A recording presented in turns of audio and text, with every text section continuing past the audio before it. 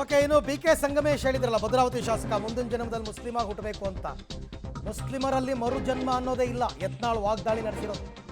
ಸಂಗಮೇಶ್ ಮುಸ್ಲಿಮರ ಜೊತೆಗೆ ಹೋಗ್ಬಿಡ್ಲಿ, ಈಗಲೇ ಹೋಗ್ಬಿಡ್ಲಿ, ಹಿಂದೂಗಳ ಮತ ಬೇಕಿಲ್ಲ ಅಂತ ಹೇಳ್ಬಿಡ್ಲಿ, ಮುಸ್ಲಿಮರ ಓಟಿಂದನೇ ಗೆಲ್ತೀನಿ ಅಂತ ಹೇಳಲಿ, ಅಥವಾ ಸಂಗಮೇಶ್ ತಮ್ಮ ಹೆಸರನ್ನ ಬದಲಾಯಿಸ್ಕೊಳ್ಳಿ, ಸಲಾಲುದ್ದೀನ್ ಖಿಲ್ಜಿ ಅಥವಾ ಶಂಶುದ್ದೀನ್ ಅಂತ ಬದಲಾಯಿಸ್ಕೊಳ್ಳಿ ಅಂತ ಸಂಗಮೇಶ್ ವಿರುದ್ಧ ಬಸನಗೌಡ ಪಾಟೀಲ್ ಯತ್ನಾಳ್ ವಾಗ್ದಾಳಿ ನಡೆಸಿದ್ದಾರೆ.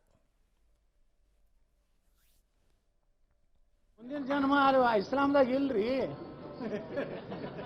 ಮುಂದಿನ ಜನ್ಮ ಅನ್ನೋದಂಥದ್ದು ಹಿಂದೂಗಳಲ್ಲಿ ಸನಾತನ ಧರ್ಮದಾಗ ಮುಂದಿನ ಜನ್ಮ ಅಂತಾರೆ.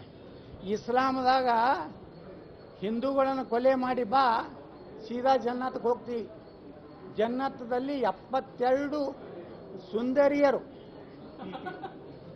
ಇವ್ರೇನು ಭಯೋತ್ಪಾದಕರನ್ನ ಹೊಡೆದಿರ್ತಾರಲ್ಲ, ಭಯೋತ್ಪಾದಕರು ನಮ್ಮ ಹಿಂದೂಗಳನ್ನು, ಕ್ರಿಶ್ಚಿಯನ್ರನ್ನ, ಜೈನ ಧರ್ಮದವ್ರನ್ನ ಏನು ಹೊಡೆದಿರ್ತಾರಲ್ಲ, ಅವ್ರಿಗೆ ಸೀದಾ ಜನ್ನತ್ ಹೋಗ್ತಾರೆ. ಜನ್ನತ್ನಲ್ಲಿ 72 ಸುಂದರ ಕನ್ಯೆಯರು. ಅವರ ಹೈಟ್ ಎಟ್ಟೈತು ಗುರ್ತದನ್ರಿ, ಪುರಾಣದಾಗ ಹೇಳ್ತಾರೆ. 72 ಫೂಟ್ ಅಂದ್ರೆ 30 ಫೂಟಿನ ಸುಂದರ ಈ ಮಕ್ಕಳು 3, 4, 5, 6 ಫೂಟ್ ಇರ್ತಾರೆ. ಆ 30 ಫೂಟಿಂದ ಹಿಂಗೆ ನೋಡ್ಬೇಕೇನೋ ಸುಂದರ ಕನ್ಯೆನ. ಅಲ್ಲಿಂದ ಇಂಥ ನದಿ ಹರಿತದತ್ತಲ್ಲಿ. ನೀವೇನು ಹೋಗಿ ದಾರು ಅಂಗಡಿಯಾಗ ಇದು ತಗೋ